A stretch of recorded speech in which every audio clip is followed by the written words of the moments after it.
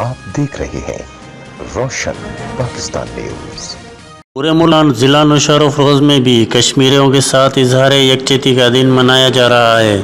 इस सिलसिले में ज़िले के मुख्तलिफ शहरों में रैलियाँ निकाली जा रही हैं। निहत्ते कश्मीरियों पर भारतीय मज़ालिम के खिलाफ deputy commissioner Naushahro Feroze captain retired Bilawal Shahid Rao की क़यादत में एक रैली DC कॉम्प्लेक्स से निकाली गई। रैली में मुख्तलिफ सरकारी व गैर सरकारी इदारों के सरबराहान, तलबा, शहरी और ख़वातीन ने भी शिरकत की।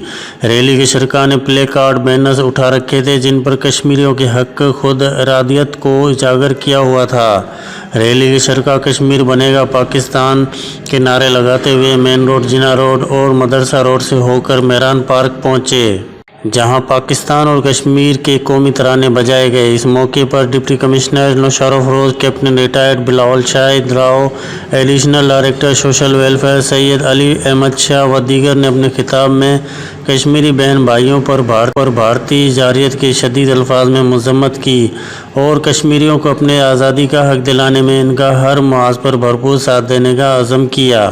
काशान गफ्फार खानज़ादा, रोशन पाकिस्तान न्यूज़, नौशहर अफरोज़।